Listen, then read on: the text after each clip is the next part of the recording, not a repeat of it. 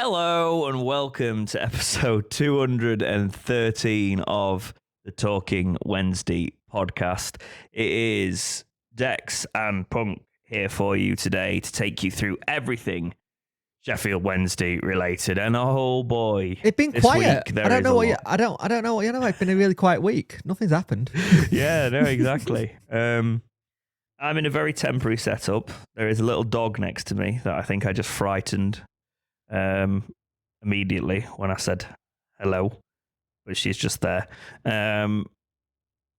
Jake, we've got to ask how your week's been before we get into this mess. How has your week been, mate? I'll be honest with you, I could have done without the club doing what they've done. Not been great. There was a really good funeral for my aunt on Friday. Of course, yeah. And stuff like that. And yeah, I've got to that point where I'm now at the age where I'm looking at people in my family and going, there's not many left. And I'm getting that kind of weird kind of vibe of going, okay, this is not something I was expecting yet. But then I think about it, I am nearly 40, so it makes sense. Oh my God, yeah, you're ancient. No, I'm old compared. I'm the old man of the podcast, if you remember. That's true. We both got cut the pop boy. Yeah, posh boy. That was funny. He does give that vibe, doesn't he? Though he gives the vibe of an old posh man, and he's only in his mid-20s. Yeah. He's been an old posh man since he was like 20, anyway. Yeah. But apart from that, I've just tried to get on with the week and tried my best to keep everything as normal. It's been half term as well, so that's been fun. They go back next week, I think, round here.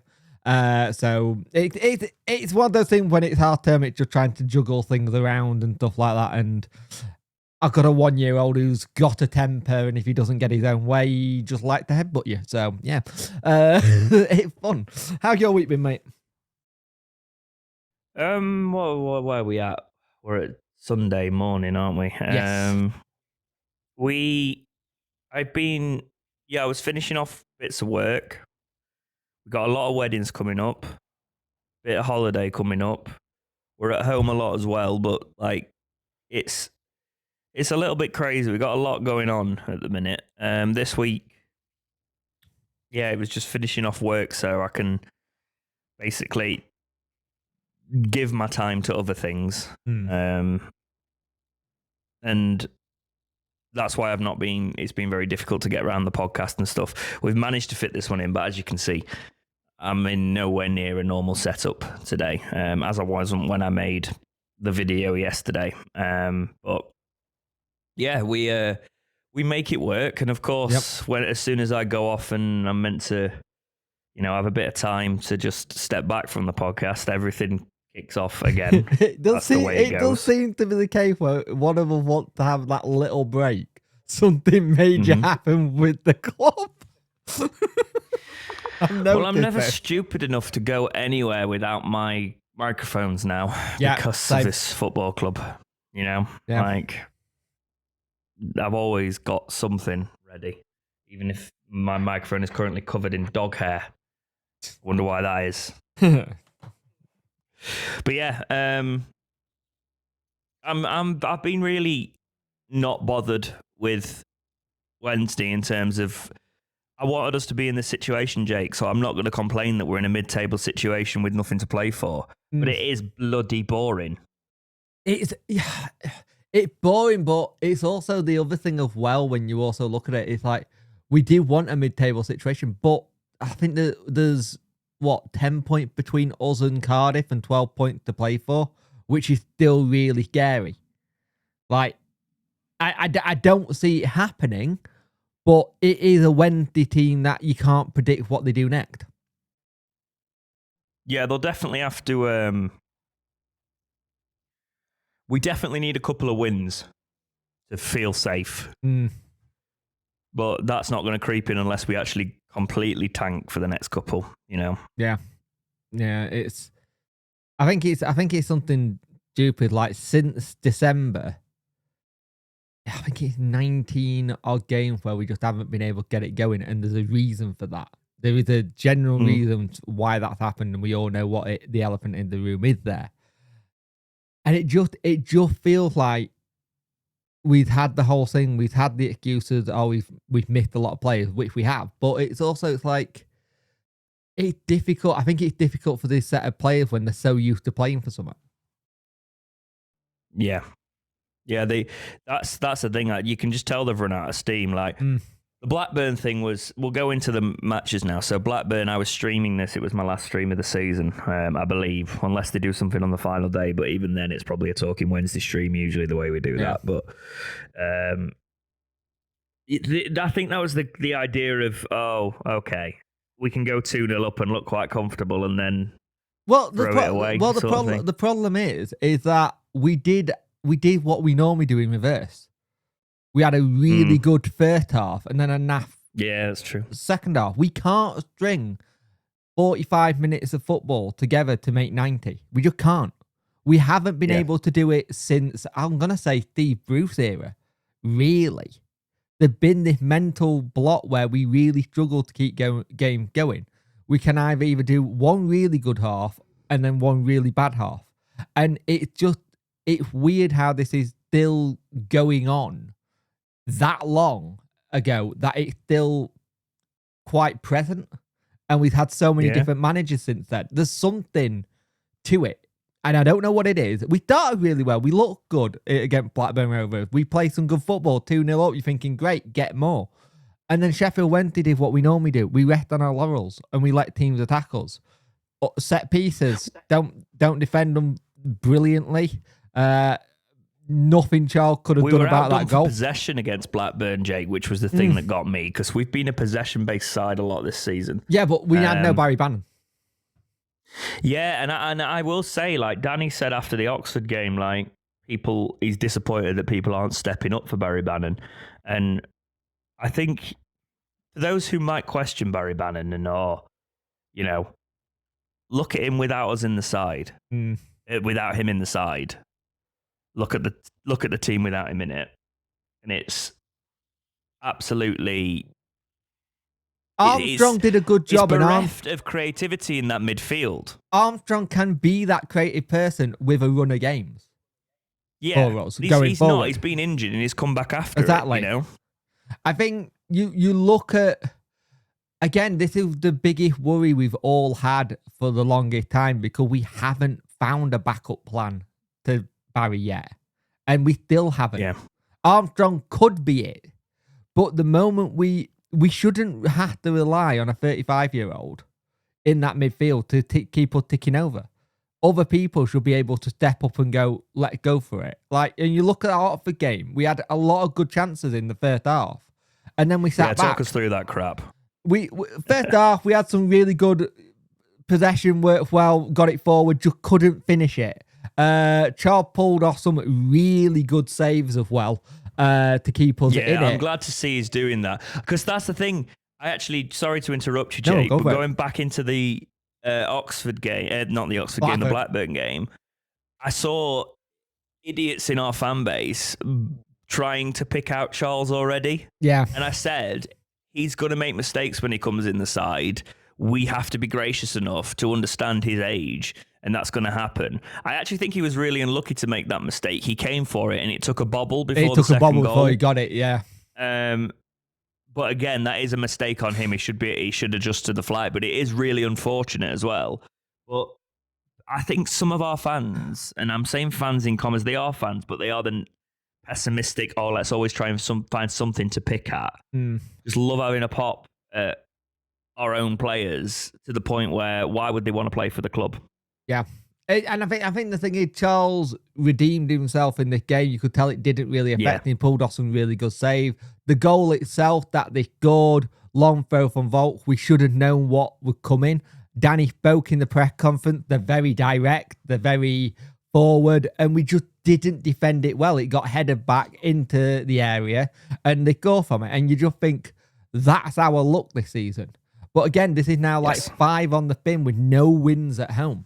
Great away record, nap home record. And the thing is, if we could combine last season's home record with this season's away record, we'd be up there. But we're not. It's the case of not taking our chances. Masaba had a really good game in this one and showed that he's got that little bit of bite we've been missing. I thought Charlie McNeil, when he came on, looked good and looked like he was good in that 10 role. But there's certain bits where you can just see it's like you can tell that they're not used to not playing for anything. It's like as soon as it took us ages to hit that 50-point target. We hit that 50-point target, so like that's the first little challenge done. Then the challenge was to go for playoffs. Now that's gone, it's now trying to get to like 60 points. And I think these little goals that we keep putting on ourselves, which Danny since we hit doing, that target, mate, we've got 3 points, and we hit that target over 5 games ago. Exactly. Like it's like they've gone, oh well, he's hit that target, we're safe now. But I wouldn't say we are. I wouldn't. Because we're only technically 8 points off the drop. Not 8 points, sorry. Where are we? We're there.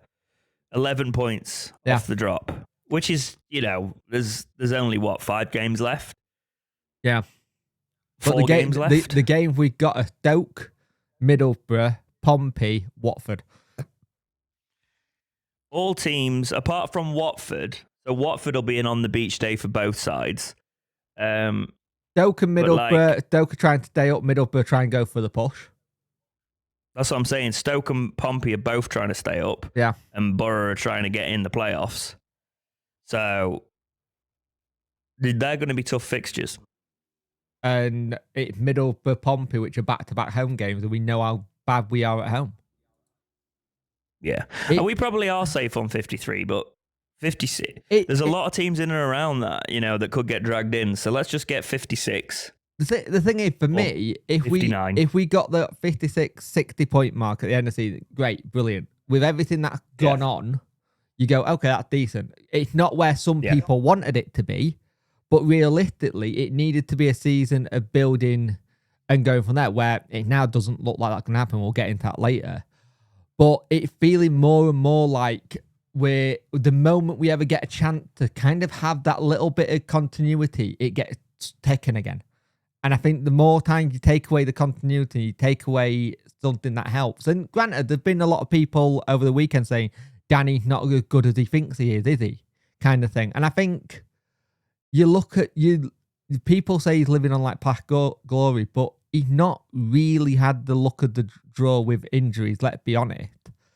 And I'm also saying, like I said this in response to a tweet I saw last night. Like Danny's got flaws.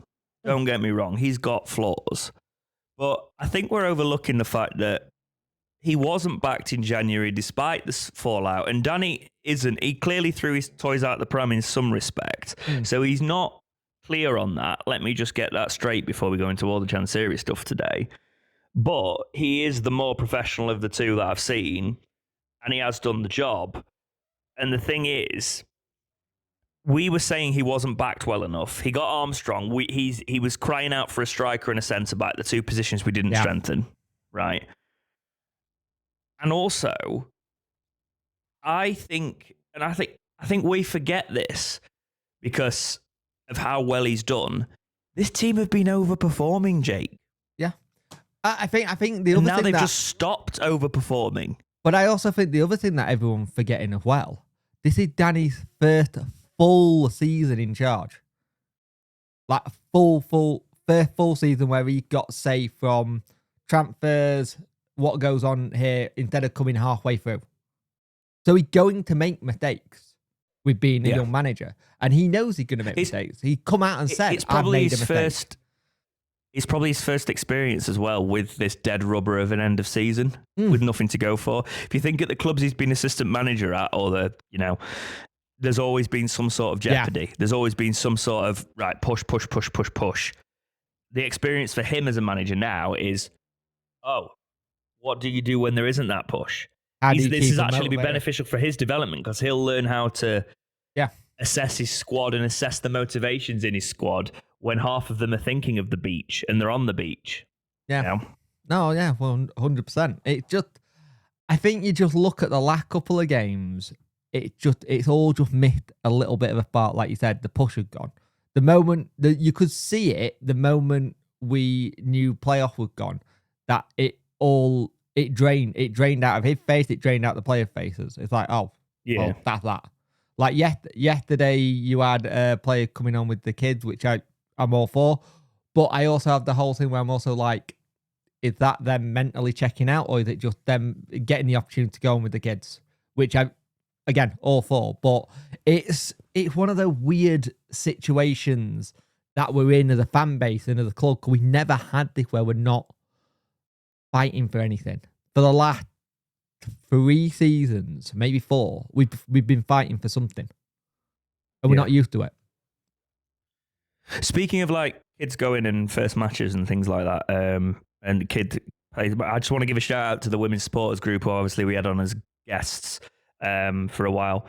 That have a while ago that have been doing their sort of first fan thing, where they've been bringing people in to their first ever Wednesday match. I think it's an unfortunate time to do it, unfortunately, given all the things. But I think if you look past that, it's an amazing thing what they're doing there. So a shout out to them, as well as fellow podcasts doing their Easter egg hunt during all of this. And they'll be able to going raise, on, the donation thing, the Wednesday week. Yeah. So fair play to everything going off with all the crap that's going on at the club at the minute. People are keeping doing what they're doing. I wanted to get some positivity in there, Jake, before we lay it on today, basically. But yeah, let's do the championship review then. So it was Derby. These are midweek scores: Derby 0, Burnley 0, Blackburn 2, Wednesday 2, Watford 1, Hull 0, Stoke 1, Luton Town 1. Norwich 0, Sunderland 0. Sheffield United 0, Millwall 1. Yep. Bristol City 2, West Brom 1. Preston 2, Cardiff City 2. Middlesbrough 0, Leeds 1. Swansea 3, Plymouth 0. Oxford 1, QPR 3. Coventry 1, Portsmouth 0. And then we get to the weekend games. It was Burnley 2, Norwich 1. Leeds 2, Preston 1. Plymouth 2, Sheffield United 1. Sunderland 0, Swansea 1.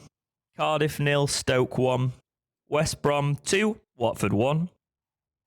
Wednesday 0, Oxford 1. Luton 0. Blackburn Rovers 1. Funny how they get the first QPR win 1. Under that manager when they get a 2-2 draw versus us. Oh yeah, that's true. So we were probably the turning point. Yeah. Oh yeah, we were the turning point, because before that they hadn't won a game under him. Yeah. Well, it also takes some time for them to bed in, doesn't it, with new managers and new ideas as well. QPR 1, Bristol City 1, Millwall 1, Middlesbrough 0, Portsmouth 2, Derby County 2, and Hull's not played. Hull Coventry has not played just yet. So what does that do to the table? Well, Leeds United go to the top on 88 points.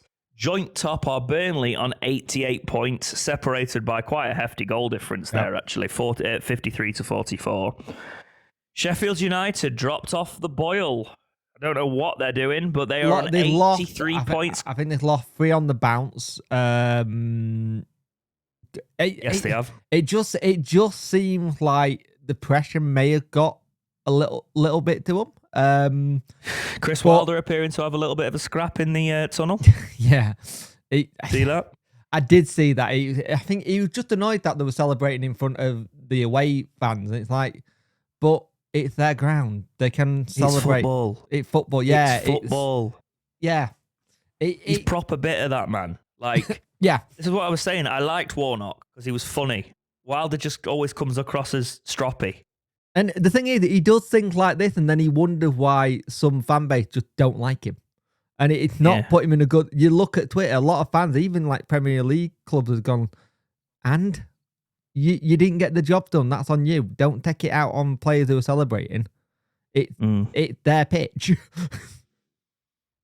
And can we just say, like, that's massive for them because they're bottom of the league and they have put themselves within clawing distance of climbing out of the relegation zone. Yeah, definitely. Like, they've put themselves on 40 points now, which is joint with Luton, but it's only 3 points from safety. It's a 3-point difference between staying up and not. Yeah, exactly. So I just don't get it. But anyway, moving on. There is a gap between them and Sunderland. Sunderland have got 76 points in 4th. Bristol City in 5th on 64. Coventry in 6th with 62. Then you've got 3 teams on 60. We are full well out of that. We were in this for a while. We were West Brom, Borough and Millwall all on 60 points, 7th, 8th and 9th respectively. Blackburn on 56. Watford on 56. 10th and 11th there. Swansea on 54. Norwich and Wednesday on 13th, 14th on 53. You know what's and then you've mad got about under us. Norwich, right? They are top goal scorer and third goal scorer in the league, and they're 13th. Yeah. It's just their inconsistent form as well, though. Like, if you look at their form, it's just patchy as. I think that's been the crucial thing about this season for a lot of things around the middle of the table is everyone's been inconsistent. Like, we get that win versus Blackburn Rovers, that puts us up a lot higher. And it makes us go into the next game, maybe with the belief of going, oh, right, we can do this and go to this. Like, I generally think the point total he's aiming for now is 60 points. But we were in a really good position to probably have a bang on mid-table between top and bottom. And it's now looking more and more likely that we could possibly not do that, but we'll see. But like I said, what I don't get is players should be putting themselves in the shot window. Yeah. As well.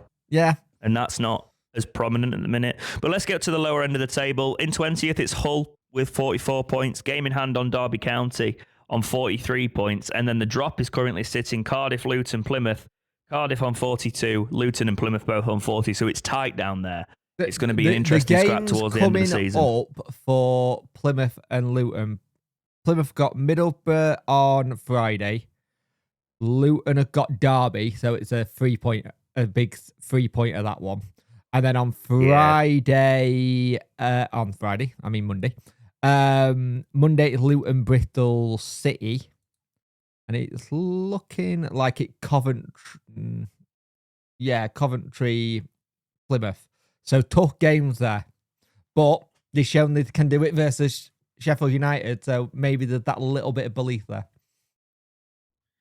Indeed, so lots to go in the Championship, and to be honest, we'll probably lean into that a little bit more in the last couple of weeks as the Wednesday stuff gets boring. But I'm going to go to this story before we get into the main story because it's going to give us some context for what we're saying for the main story. So Sam Reid's mum is one of our academy players. Now, it's worth mentioning that 4 players have been set to be released, and that's Joey Pooty, Sam Reid, Ian Flannery, as well as midfielder Jay Butchen.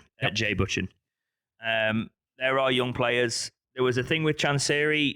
Basically, he said that they were going to come in and make a decision, but then he delayed it a day. Yeah, so there's more anxiety for the youngsters there. He delayed it a day. Basically, we paid players on Monday, and they were meant to find out on Tuesday if they were staying or not. Kind of thing. So it got delayed. So you hyped it up to all these young players who think they're going to find out what's going on and start working toward where they go next. Because I think it's kind of crucial in that kind of period where you figure out what you're going to be doing next, where you're going to be going. So yeah, that was the situation. Then we found out on Wednesday. Now, I was very shocked about Sam Reid. Like, very shocked. I messaged you. I was shocked about Pooty, to be honest. Like, I know he's probably tailed off. I've heard he's tailed off a little bit in the academy this year. He had, but he's had a bad run. He's had a bad run of injuries.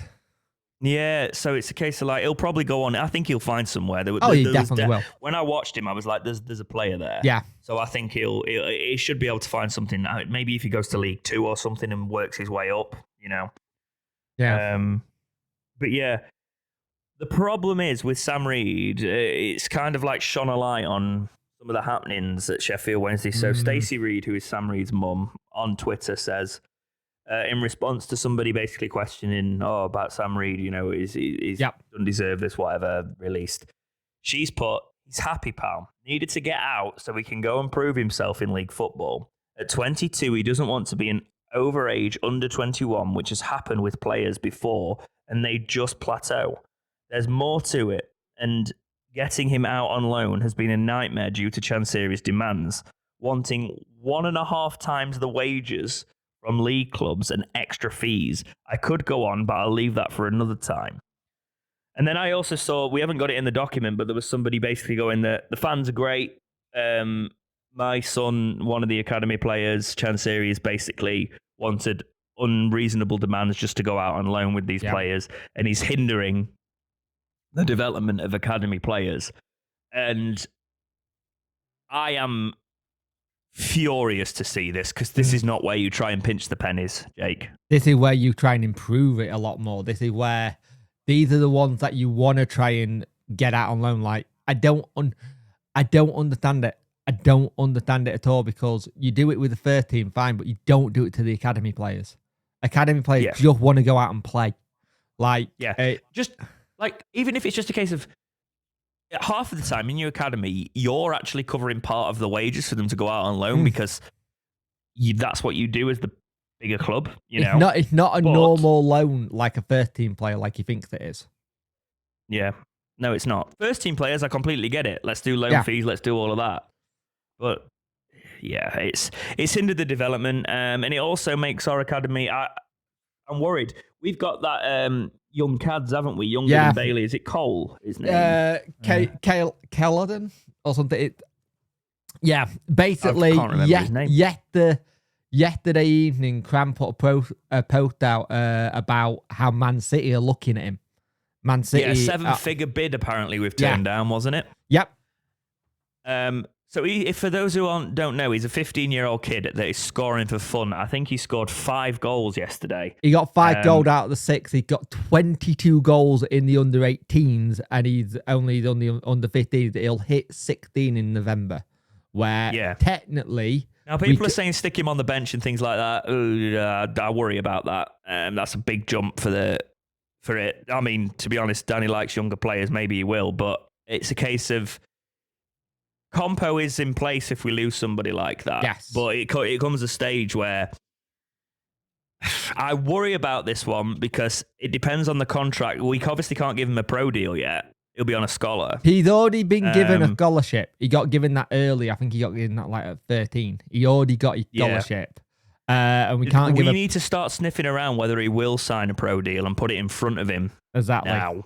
Exactly. Like so, the Man City looking at him. This is your future pro deal, etc. And it's a good deal. The thing is... I'm worried about it because if it looks like he's not going to sign that and leave at the end of his scholar because he's got all of this, we probably need to snap up one of these 7-figure sums with a hefty and take it. Sell on. Yeah. I think the thing I got with it, his dad's always said, as long as his kids are playing football, he's not bothered. As long as they're going out and they're getting game time, that's what mattered to him. And being a net pro himself, he gets it. Now, the problem is, we know Bailey's good, and apparently his dad said, you think Bailey's good, watch his younger brother. And so far, he's been proven right how good he is. I'd love to see him in a Winter shirt. Don't get me wrong, I think we all would. But the problem is, you hear all these stories that keep coming out about the academy, and then it filters into the first team. Like, it's great that we get players up to the first team to go train and go and have that experience. But at what point do parents go, well, we've heard, say from Stacey, and a lot of other parents have come out with what's going on in the academy, and it just paints a very grim picture for the club again. It just doesn't help where it is. It's like you look at, like, I think it was one of the games recently. I think we had about 5 trialists there. It's like, it's great if you get the trial. It's good that we can show that we can progress players and get them really good. And we have shown we can do that. We're just not very good at the next bit of it. Like the getting them into our bit or giving them that chance to go out and play. You can't keep playing under 21 football. It's not going to work. You need to go out and get hit a couple of times and stuff. It's why I missed the reserve games. I thought the reserve games used to be fantastic for this. Because you get a mix of youth and senior pros in there, so they got a bit of everything. Yeah, you only get like the odd, like the under 21s is used to that light. You get like probably like 3 reserve players in there occasionally.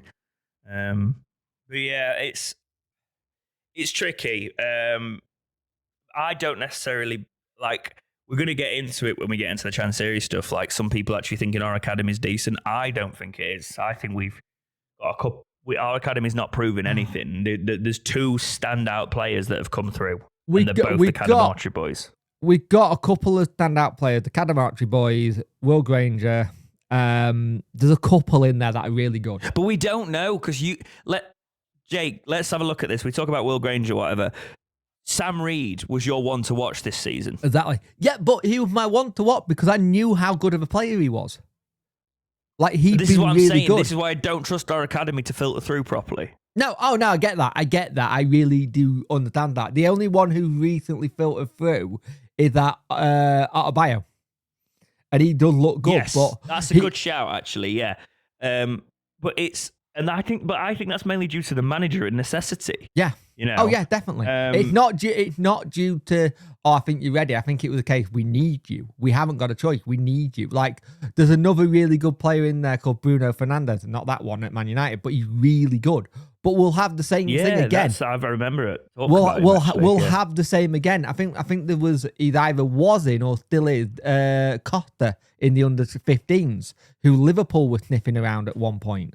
There's lots of good players who keep getting sniffed around by bigger clubs than us, i.e. Premier League and stuff, ready to go for it. But if you get the academy right and you can filter the players in, the transfer window becomes irrelevant. It becomes a little bit irrelevant because you can just go, I've got this person, I just need that little bit of experience in the academy, not to go get the, in the window, sorry, and use the youth for your youth experiment in there. Does that make sense?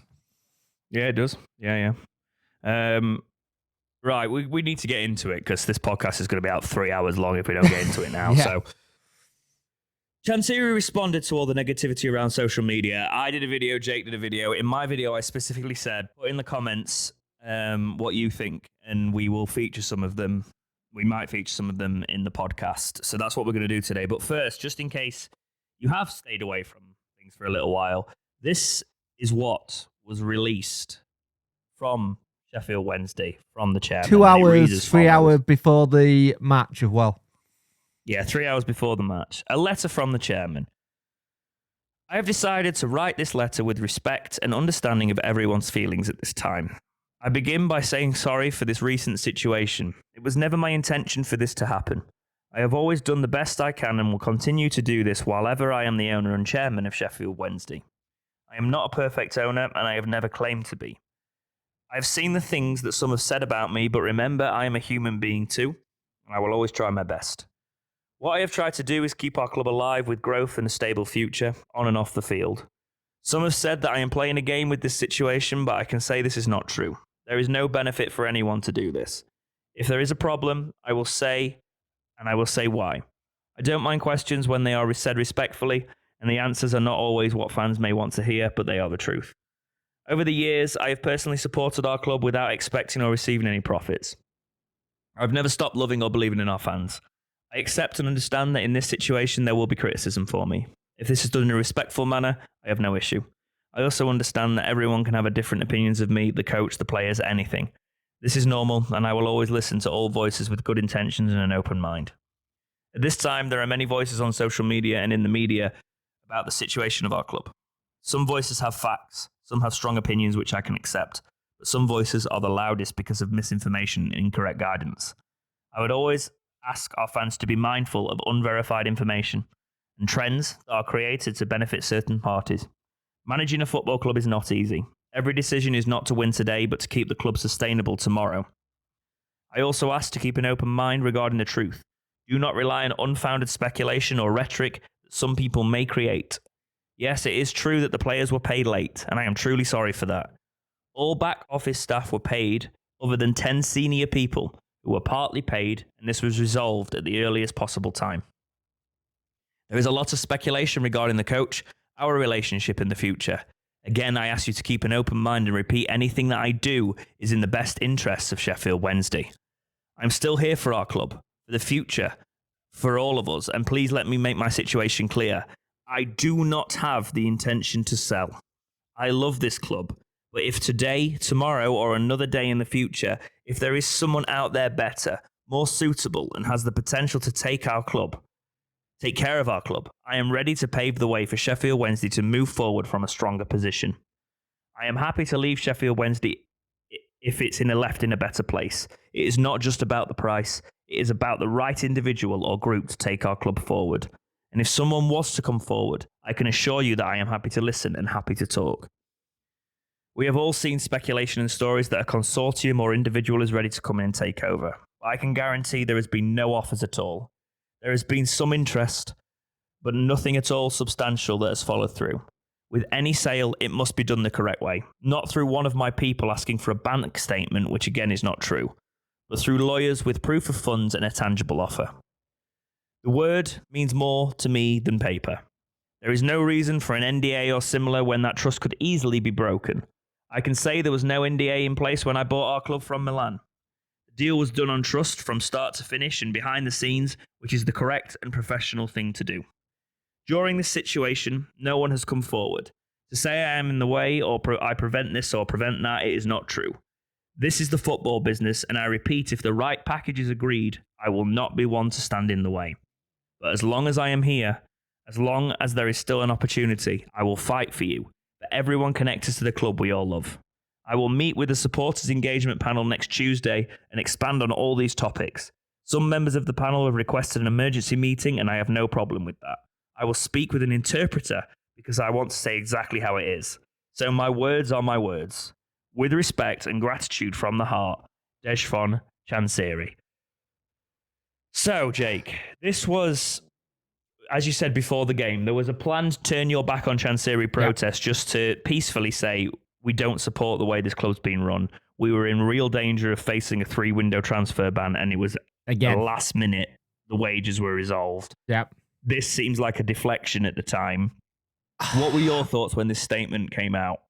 When the statement came out, I read it and I've heard this before. I've had this said to me before. I think he's a little bit more open than he usually is. He's a little bit more open, but it things where you hear the word like stable future on and off the pitch. It's like that doesn't ring true though, because you openly come out and said to the Star that you don't have cash on hand. What business doesn't have cash on hand to be there? And things like that at this level, yeah, you kind of go where you're saying you want a stability. Stability comes from paying people on time and not waiting for you to be paid. Or you look at, and yes, I can appreciate that you would put a lot of money into the club, more money than any of us could ever do. And I think there's some people have done it in a respectful way and tried to speak to you. And there has, and I'll agree, a lot haven't. But the way you do it and how you go about it. Now, the thing I got is the big thing about the NDA. You turn around and go through lawyers with proof of funds and tangible offers. Any lawyer will want an NDA. Like any lawyer will want an NDA. Full stop. Especially when it comes to money. They will want an NDA. They won't want to do it on a trusted person's voice. And I just read it and I just felt I get what he was trying to say, but this letter should have been done ages ago. Do you know what? I like the tone. The tone. And it just feels too late. If he'd have done this a while ago and not had the blah, blah, blah, you find me a buyer, fans don't put a load of money into the club, it's me who puts the money into the club. If he hadn't have had all that back then, if he'd have had this level of sort of, actually, I need to eat this a little bit. It's been 10 years, Chansiri. You know, that's the difficulty for me. I have never questioned this man's got heart. And I've never questioned that he loves the club. And I've never questioned that, to be honest, he's probably a genuinely decent bloke. And I was thrilled for him when we got the promotion out of League One. I was like, let's do this. Let's get back. And then it all just collapsed. Yeah. And I think the other thing you also look at as well, it's like you can't use the stable and the money situation when we've not paid HMRC on time again, which caused us to be embargo. You didn't pay the player, but it's also you look at like certain things that are going on and where we want to be. Like at the supporters fan forum, someone asked, "What is the plan for the club?" Like, I think if he actually just put out a roadmap of where he wants everything to be, how things want to be, he'd get a lot of people on side. But he turned around and said, that's nothing to do with you. You don't need to know what the plan is. It's like, you're immediately alienating It's the hostility people. we've experienced in the past. And there was a lot of people that didn't turn their backs yesterday. And I understand, like, you don't have to join in and things like that. But it is a case of, like, God, how long were we trying to just stay impartial and try and see the best in him a little while, Jake? Yeah. And we've got to a point where we're like, how is there a way out of this? And I said in the video that I'm going to stop putting money into the club until I see a change. And that is probably a change in ownership. It might be investment. It might be another way around. It might be a difference in strategy. Just positive change in this club that I have been praying for, Jake. Yeah. You know, like I said it a couple of seasons ago, Chansiri just go into the background now and do everything right. And that didn't even happen. No. You know, I was like, there's probably a way to fix it back then if you go into the background and just do everything right. And it's not been that way. Let's get into the comments then, because a lot of people... I will say this, there've been a lot of people behind the scenes who tried to help him and tried to push on, and the moment it doesn't work, you're gone. Yeah. And I will say, there's a lot of comments that I'm not highlighting here that said, great video, James, well said, etc. I couldn't have said it better myself. Thank you very much for the agreement on that. I will do the ones that have got a little bit more in them that we can pick apart on the podcast, but thank you very much for your support on that video. So the first one is from AJ Tame, who says, I've always said the same. It's all well and good saying we want him out, but unless someone better is coming in, I'll support the club and the current chairman. Chansiri out only works if someone wants to buy us. I will say, Jake, I respect in this statement he wants to leave us in a better place. But, and I respect this comment saying, yeah, we want someone, we don't want anyone coming in. No. I fundamentally said, if like the player that, you know, when there was talk about that Wigan owner that coming in and stuff like that, absolutely not. Oh, we both turned around and said, no, I'd rather have Chansiri. And I think there is a case of people being in that scared of be careful what you wish for. And we said that for the longest time, Jake. Yeah. But I feel like if he really loves the club now, it's clear that he's coming to his financial limits of where he can take it. So he needs to help here and try and find that owner that could, or that investment that's going to bring in the club, and not say, oh, it's up to the fans to do it. Why don't the fans put the money in, etc. He is the owner and the custodian of Sheffield Wednesday Football Club. If he wants to take it to the next level and he hasn't got the means to do it, he needs to find that. Yeah. The next comment is by Jake Byron Jones. I can only see the statement as positive in its semantics. He's basically saying he will sell control, but only to a better owner. I genuinely reckon he's telling the truth when he says that there's been no formal or serious offers so far. And I agree with him that such negotiations need to be conducted via lawyers with no NDA in place.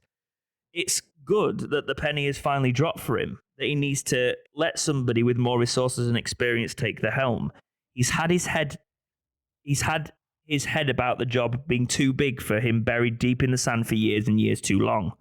Please do a podcast unpacking this statement in full with a full roundtable with folk like Jake/Punk Chef, that young posh chap you've had on before. Don't know his name, but he's good. And anyone else you see fit. I think it's important that we get as much independent analysis of this situation recorded and published by knowledgeable fans who properly care about the future of the club like you guys have proven you do. Keep up the great work. Thank you very much, Thank Jake. you, mate.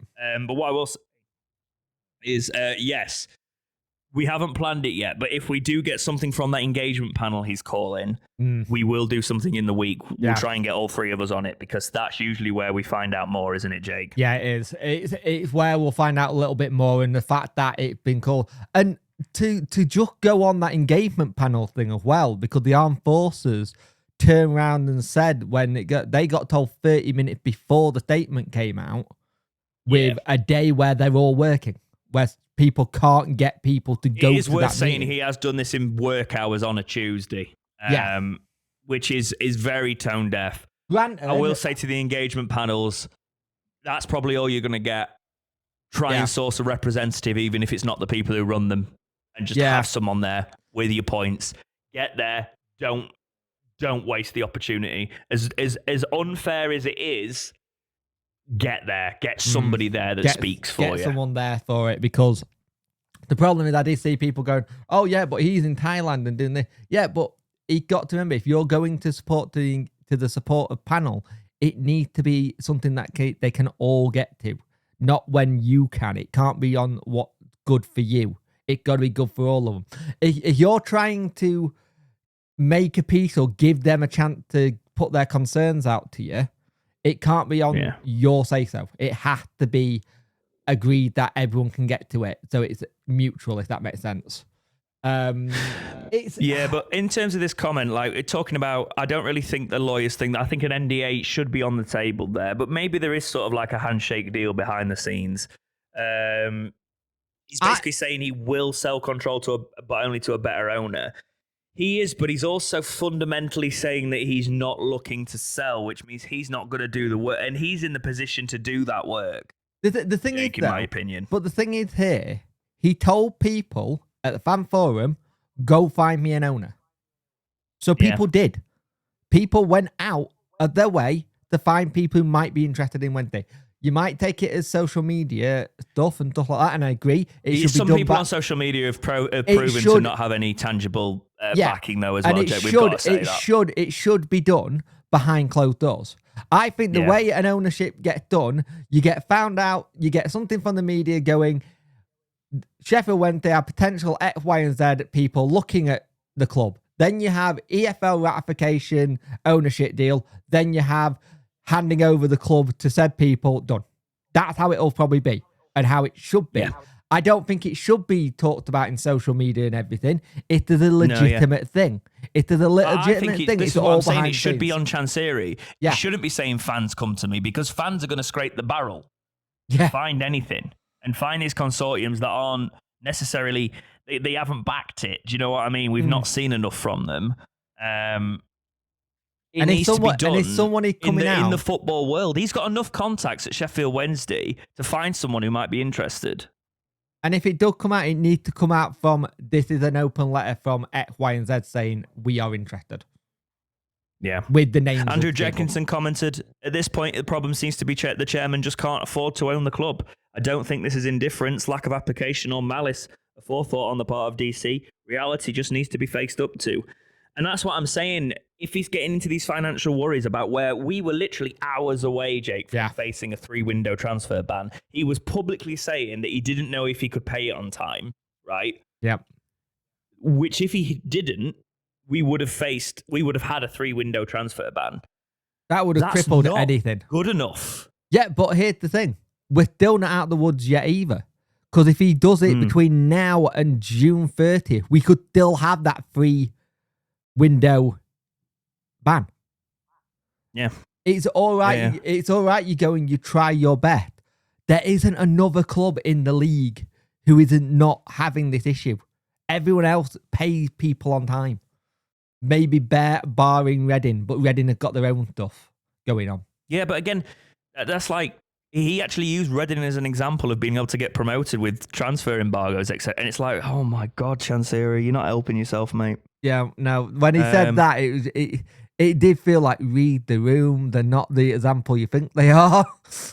Yeah.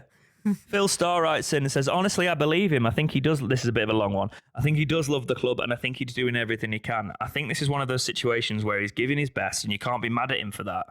But unfortunately, for our club, his best just may not be good enough. There's no doubt he's bankrolled the club for the time he has been here, and that's completely on him. But I don't think it's an unreasonable expectation to want some of that money back when he sells, assuming he values the club more than market value. It's like buying a house and fixing it up. When you spend more money on fixing it than it's actually worth in the end. It's partially the fault of the house for not being worth as much as you put into it, and partially your fault for putting all the money in and then able to regain the money. I agree with that. But back to the football, let's be honest. If the money he had put in and the fans vote to buy a player, Fletcher, I think it was Rhodes actually, but had scored enough goals to take us to the Prem, we wouldn't be upset because market value would have been higher at the time since we'd have been in the top flight. Then the money he has put in would have returned more. But as the current situation, I would actually give him another chance. The strange thing is, he wants what we want, and that's to be in the Prem. He doesn't have much of a clue or possibly the money to afford that, but let's be honest, we don't have that either. It's easy to sit here and say build a new training ground. Where? And to invest in the stadium. Why? When, let's be honest, we could do with a new one. Yes, he has missed opportunities for this in the past, possibly, but what's to say another owner might have missed that too? And investing in the academy, when again, what we have in his academy is actually a damn sight more than what other clubs have. Yes, it's not perfect by any means, but as far as championship goes, it's actually not all bad. I'm sure most would agree, as far as the championship goes, we have one of the best stadiums in an academy. Compare that to the others, and we see how we have a lot more than some. We're just teetering on the edge of it not being good enough for the Prem yet. So yes, investment's needed. But I would let Chansiri do his thing and wait for a buyer to see with funds actually makes themselves known to Chansiri, as I think he would sell at the right price to avoid any more headaches. Thanks to anyone who actually read all that. Cheers, we're all Wednesday, aren't we? Thanks for writing in, Phil. I see what you're saying in a lot of it, with Chansiri being in the right place. I very much agree on buying the house, fixing it up, not being worth. He wants to sell.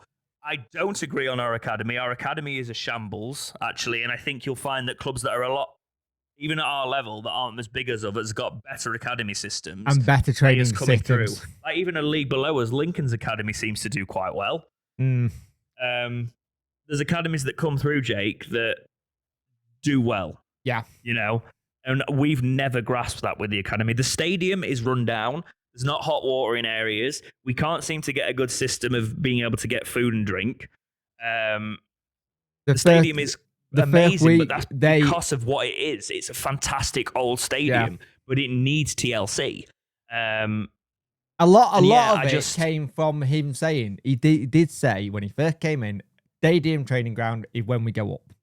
We haven't done that yet. So he needed to put a new plan in place for that. And the problem is, if you're going to do, say, academy and training ground, you may have to take a bit out the first team to fund that, then doing it the way it is. We've had it before where we've had the questionnaire from Chansiri going, do you want players or do you want infrastructure? Everyone will always say players because that's the bit they see and they benefit from in terms of on the pitch. But if our academy was, or training ground was as good as you're saying it is, why are we training on the pitch? Why was our pitch absolutely knackered? Exactly. Why have we had so many injuries at our training ground? Yeah. Because the surfaces aren't good enough, apparently. Yeah. And the thing is, you look at that pitch yesterday, that groundman had done an incredible job. Yeah, he's been a great, because obviously he did a lot of the main road Man City stuff, so he's used to old grounds. I'll say it now, he's getting himself into person of the season at the moment. Yeah. So, Mr. Major writes in, one of our members here, thank you very much for writing in. Seems like he's opened up a little bit here. I was a DC fan as I remember what we had before, but it seems like he's making a last gasp effort to get fans on side with this statement. Kind of fence sitting here, but it does seem like Danny has his mind on going. Have his staff renewed their contracts? If they haven't, are they ready to move on with Danny Rule for free? I don't like what he does knowing a few people from Thailand way of the world. Loyalty is a big thing. I'm hoping at the end of the season that there's a story that explains a lot, because there is a lot of unanswered questions on the Danny Rule side for me. Again, I'm not a DC fan. He has done too much damage. But, and it is a but, there are two sides to a story, and I'd love to hear at the end of the season. Still reckon there's a lot we don't know. I agree with that. There's the Danny Rule thing. There's the question marks there. In terms of his staff, I think his staff are on rolling contracts, aren't they? No, they're all the staff. I think all the staff contracts are up at the end of the summer. Yeah, so that's what I meant, rolling contracts sort of thing. They were on a, when Danny signed his new deal, they were all on the last year of their current deals. I don't know about Powell. Powell might be the one who's on like a rolling, so it's year by year. The thing is, it all depends on what happened. No one can say December and January didn't cause us a problem. Like Danny's head obviously got turned, and we all have had our say of what's been said on either side. And I think Danny takes a little bit of the blame there because it doesn't help. Kind of thing. I think you've got to try and keep on with what's going on. But again, two sides to each story, we don't know. I really want it to come out from Chansiri, but I think he's got to be careful. If he plans on not letting Danny break contract, he's got to keep Danny on side as well. So he's got to be careful with how he speaks. But we have to be careful because we can't have what happened with Darren Moore. It come out recently. Darren Moore was sacked. He wasn't let go. He got sacked. Yeah. Alan Bigg said he was sacked. How do you sack a man who got your promotion? Yeah. Like that whole situation where it's things like that. You look at what Darren's doing now at Port Vale. I think they've got a plan in place, and I'm really happy for him. Really happy to see him doing well. But we have this situation. We've seen this play out before. Popular manager doing good stuff. Suddenly it starts to go awry. We've seen this before, James. This isn't the first time well, we've this seen is what it. I'm worried about, because the thing is, we talk about we could have worse, but we're not in a stable position for next season because we don't know what's going to go on. I'm really anxious about what's going to go off at this engagement panel, really, because that's going to be a lot of talk. We could have the start again. Says he's broke. It's as simple as that. He doesn't have the money to run a championship club now. He's not malicious, though he's lashed out due to sensitivity at times. He just doesn't have the capability of running a football club. Quite sad. Imagine how different things would be for Wednesday if Chansiri, if they had beat Hull in that playoff semi-final and got the 100 mil Premier League boon. Can't say I feel bad as a Leeds fan now. So that's an opposition fan coming in and seeing it for what it is with Chansiri, and I do agree. He does lash out. He is. I remember Leeds fans has also had equally bad ownership in the past, so they know what they're on about. Yeah, absolutely. We have had the other idiots come in and say the club's worth £1.50, etc. There's somebody saying, why bother? Stannington says, why bother to say anything until he confirms the club is sold? I don't think they understand social media, people like that, or the point of podcasts. I think Anthony Ella 934 writes in and goes, fans not going to games, not putting money into the club. You think this helps? Not many clubs run at a profit. DC has to carry the club and has lost loads. Milan Mandaric got rid of the club because even when we were up on fan numbers, went up and then down, he could see there was no profit in owning Sheffield Wednesday. So if Sheffield Wednesday misses paying wages again because he's not had enough income and the club is hit with a 3-window ban, you can add your name and all those that refuse to put money into the club that can share the blame. Money in. They put the season ticket money in. DC said that's gone. But what I'm also saying, where has the season ticket money gone? But also, Chansiri has repeatedly said in the past, where is the money that fans put in? It isn't even a drop in the ocean. Our money isn't. He bankrolls the club anyway. So, a few fans deciding to use the little power they have got with the club that they love, such as myself at the minute, saying, right, I'm going to not buy shirts, I'm going to not put money into tickets until I see a positive change in my club. If enough people do that, it's going to make the stadium look empty. It's going to it's a protest against what we're currently seeing. And I am saying, as soon as I see an improvement, I'll put my money back into the club. That doesn't mean that if he misses wages as the owner of a club, which he should have reserves, however hundreds of pounds a season, you hit the nail on the head, though. He should have reserves. I understand if over time we turned our back on the club, but saying after 10 years of his ownership, seeing what we've been through, saying we're going to use whatever little power we've got just by voting with our wallet in this situation, just to try and, go, you know what? I'm not going to be a hypocrite here. I don't think that puts it on us, Jake. See, I will get pelters in the summer because I will still buy a shirt because I like collecting shirts. It's part of what I do. I like collecting and you, man. And that's what I'm going to do. I'm not begrudging people. I know you're not. I'm saying in general. And in general, I might get pelted from people saying, oh, you're supporting the club. I am supporting the club. That's what I want to do. And I think if someone wants to go to game with their families or see friends and they want to buy a shirt, let them. But they can still have a say with how it's being run. They're not going to be hitting critical. Turn your back yesterday. If you're going to put money in the club, join the peaceful protest if you don't agree with the ownership. If you're going to put your money in the club, get on the supporter trust. It's a tenner. Yeah. Exactly. And I think that the thing is, with what you're saying, you're kind of feeding into a little bit what DC wants, where it's like everyone against each other, and he doesn't come across that way in the letter. It's the first time actually in a letter statement where DC hasn't actually made it split the fan base as much, like them versus them, because there is so many that have now hit that point of they can't have it keep going, because we hear the same thing every 2 or 3 seasons, and it's the same record. I can't support someone who nearly put my club in another 3-window transfer embargo, Jake, which happened in the past. Yep. Darren Moore had to deal with that, right?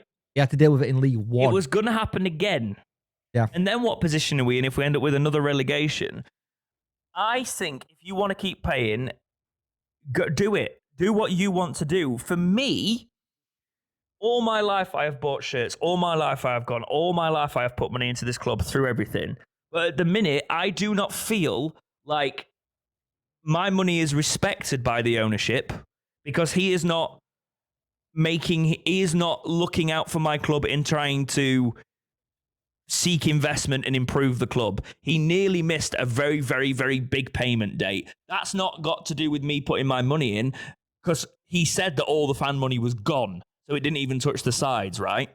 So if he's not getting reserves, if he can't afford to bankroll the club, he needs to get that help. And maybe it might not make a difference, but me making that choice and other fans making that choice is their right to go, do you know what? I'll start putting my money back in when I see some difference because clearly you've belittled what my contribution is to this club in the past. What if I stop putting my money in? That's somebody's choice. What were you saying, Jake? I think the thing you got is that the more you look at what's going on, it's like it's like people have said, well, shut up or put up. Well, we've been told, but in the media, we updated and said most clubs fans wouldn't take what Chansiri's done for a long time. Wouldn't do it. They'd be immediately like. So the moment we finally start to go, right, okay, we're going to do something about it, we're then criticised for doing something about it. We're then told you're not allowed to do that. Chansiri announced at the end of the season he's got an investor in. That's enough for me to start putting money back in the club because he's actually looking at things. Yeah. If he turns around and says, I've got an investor coming in, they're going to help me with the X, Y, and Z, I think a lot of people go, okay, that's a start. We'll start seeing what happens. But we need to see some sort of plan, not that it's just money being pumped in. Anyone can pump money in willy-nilly and it help. A plan that shows what we're doing. And that's what we don't have. I also want to say it was really annoying because I wanted those signed. I'm a nerd with FIFA. I wanted the Gassama card. I wanted the Barry Bannon card. You know, the signed like FIFA-style cards. Just saying, if anyone from the esports team is listening, feel free to send me some of those. And then I'll pay you when the situation happens and I can put money back into the club. But yeah, I was like, no, why would you do that? I've decided just to stop until... Look, I'm taking it a bit by bit. We'll see what happens in the summer. For now, I've said I'm not putting money in the club from now until the end of the season. And I don't think I'll buy the next shirts. I might have a shirt coming my way if something's happened. Because it's my birthday coming up soon. But I'm not personally putting money into the club. But anyway... We also have a Discord available for our members, and Caboodlefish has wrote in, one of our credited members, so thank you very much, Caboodlefish, for your continued support. Also, thank you for remembering that there's a Discord community section, because exactly, the Discord's just dead at the minute, I will say that, but it is a feature we haven't had chance. Let's call it what it is. This season, we really have not had a chance to do anything with that Discord. No. But Discord is there for our members, and it's easily linkable if you are a member just to get straight into the Discord. And we do see everything that's in the Discord. YouTube, we can miss things sometimes. Some things get hit by filters. In our Discord, we see everything and we analyze it. And you can chat to us sort of in real time there as well. But Beautiful writes in and says, he was talking about the club not having a long-term plan, and it seems like an interesting topic for discussion.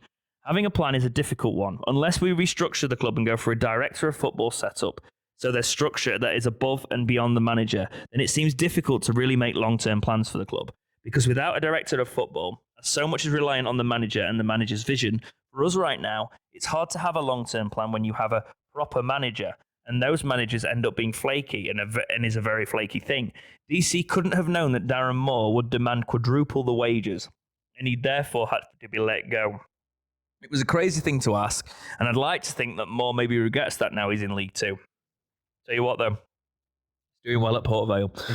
Likewise, DC couldn't have known that Southampton would come sniffing and that Danny would be so eager to jump ship after the love he's got from us fans. He put that big buyout clause in tow to try and prevent it from happening, but ultimately Premier League money talks. So right now, we're all just kind of waiting for Danny to leave. That's true. And there's no way to talk about a plan right now, and probably no way to make one until the new manager is in post. Maybe we should go for a director of football to get that stability and continuity. But I'm not sure that's a great idea in this league. If we go up, sure, use some of the promotion money to set up that structure. What do you guys think? Andy, you are preaching to the choir, my friend, because I have said literally since all this thing with Danny, since the start of the season, can we get a director of football in place? If you look at my talks in January around the window in the fans forum, the director of football is in place. You have a footballing philosophy. You have a transfer strategy. I'd like to base it off the current Danny Rule system. You know, the press, the positivity in play, that sort of thing. Get a director of football with that mentality to come in. So when Danny Rule leaves, and he will leave eventually, even if it's not this season, you have the wheels in place and you bring in a manager that fits that philosophy. You're not bringing it in and revamping the club every single time. I think that's a fantastic idea, Andy. I've wanted it for a while. That's my opinion. Go on, Jake. Can I just throw in a comment, which I literally just got 1 minute ago on one of my videos, and it it frustrates me. The trust had no mandate, no influence, and they seemed as if purely because themselves, though, it would be nice opportunity to pontificate, print trust header stationery again, indicating importance and being able to charge a fee, which you turn to generate a need for secretary, etc. They are not needed. They do not represent anyone. I disagree with that.